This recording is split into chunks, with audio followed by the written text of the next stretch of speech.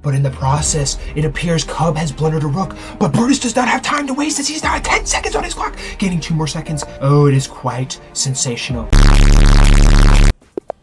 And ladies and gentlemen, we are underway for the final match of round 2 of the Full Strive Chess Tournament between Brutus and Cub. Brutus will be representing the black pieces in this game, as Cub will be representing the white pieces in this game. And ladies and gentlemen, in this tournament format, we require higher elos than our lower elos to provide time odds to their opponents. Brutus will be waiting until there are 2 minutes on his clock before he can start actually playing the game. If he is going to be aborted by chess.com, we gave him the green light to go ahead and play a move, but he has a max of 3 moves before he can start playing. And he must wait until there are 2 minutes on his clock before he can actually start playing the game. Cub has never won a Full Strive Chess Tournament, nor has Brutus, but both these two players right here are looking to change that and etch their name in glory by advancing to the final match of the Full Strive Chess Tournament in our glorious format. We have an Indian game on the board as Brutus's clock continues to tick down, 20 seconds now. And also, if you guys don't know, I uploaded a really fun YouTube video. It's called Win at Chess or Stick Your Face in the Snow. Nobody's ever done this challenge before. It sucked. I really think you should check it out. But yeah, go check that out. As now, with 3 seconds on Brutus's clock, his time ticks down, and now he is at 2 minutes. And ladies and gentlemen, we are officially underway. D5 played here from Brutus. Cub develops a knight here to C3. Cub getting a very solid structure here, providing an outlet for his bishop. His bishop can now officially get into the game, and Brutus does the exact same thing. We have practical, perfect symmetry, almost. I think Brutus should probably move the bishop out here. I guess so. There's some instances where you're okay with that. And this is a Shigorian variation. I feel like we see this variation a lot. New rule, everybody has to play Karo-kan, question mark. Pawn pushes here now for Cub. I don't really know what the heck that move does. Pawn G4. He's sending it.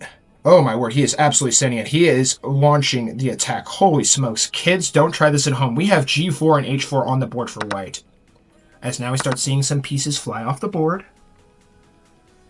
Do you bring the queen up here? If you bring the queen up here, no, he vouches to slide here. I feel like that's okay. And I guess he's trying to go queenside.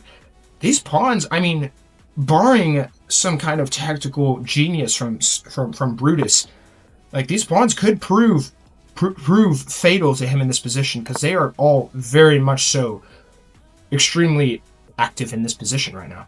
As the king now castles here. Whoa, so sorry, y'all. I pushed the wrong button. Where was I? Here.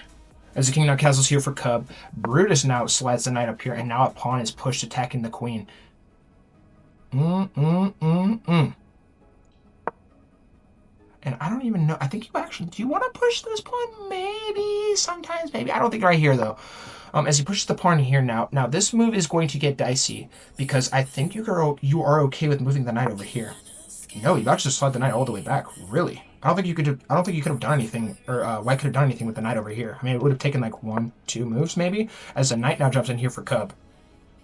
And also, ladies and gentlemen, you will notice that there is a massive elo difference in this game. If Cub can pull off the upset here, it will be glorious. But Brutus will look to prevent that. As the knight jumps in here now for Brutus, the queen is now under fire. Queen is forced to slide back. Well-timed move here from Mijua Cub. And Cub just looks so solid in this position as Brutus's clock continues to tick. He is now at 1 minute and 2 seconds on his clock as he now drops below 1 minute on his clock. Very quickly sliding the pieces, the knight forward here. And now the bishop comes in here, putting pressure on the queen. Brutus is going to be forced to move a lot faster. And when you move faster, that provides more mistakes. Mistakes can happen much quicker. You also cannot move the knight here now, because if you do move the knight, their knight takes and you cannot take back with the pawn, because the rook is going to take this queen. So much is transpiring in this position as the queen now slides down here to the e5 square, putting, I guess, pressure coming down here. Oh my lord, and now the pawn is on f6. That's going to literally blunder a pawn. Holy smokes, ladies and gentlemen. Brutus has claimed the first material lead of the game as the queen takes the pawn very coolly and calmly on the f6 square. I imagine he can slide the rook over here. Yes, he does. Rook is coming in here with pressure. Woo! Coming in here with pressure. But Brutus's clock continues to tick by the millisecond. Time has never been more critical for Brutus. Brutus does not want to lose this game.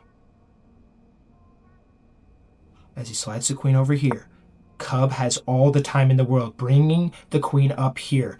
That is what he vouched for, as the knight now comes back here. Brutus, as it stands, is in a winning position. Signing the pieces over here. I think Cub can just take this pawn. No, he takes that piece first. You cannot take with the rook. If you take with the rook, it will be a squandering of the rook on the other side of the board, as Cub now officially ties this game up in material, taking the piece. But is it really tied, as Brutus's clock is now below, it was below 30 seconds.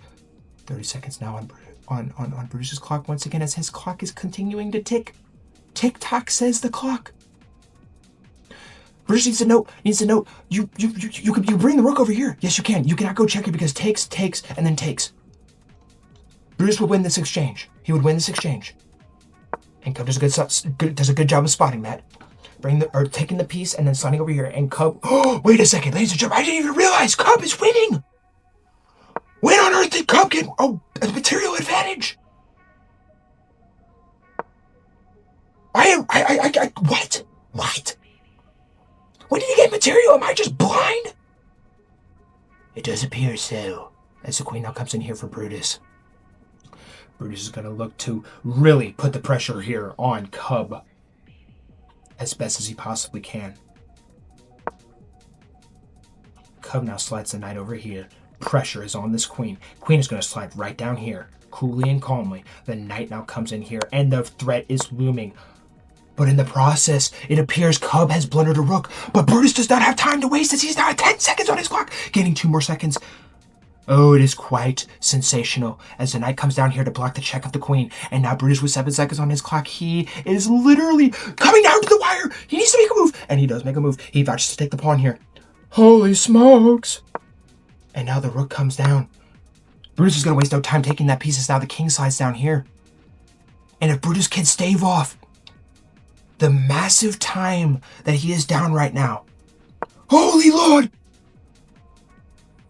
This knight is now going to crumble. Or is it? As a pawn now pushes. Oh! Does Cub have a draw here? Oh my gosh, Cub has a draw!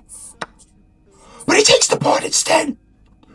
And now Brutus is going to be able to capture the piece and take the queen! Cub had a draw! Cub had a draw! But he missed the piece! He missed it! And checkmate is given by Brutus with queen to a5. Holy Lord! Cub had it all! He had it all! He had it all! Cub was absolutely cooking! And he had the draw, but he vouched to take the piece instead! Oh no, it is brutal! It is brutal! This is a draw! Oh my gosh, and Brutus, against all odds, in an absolute and utter time scramble, wins this game. And will be advancing to face off against Super in the championship match.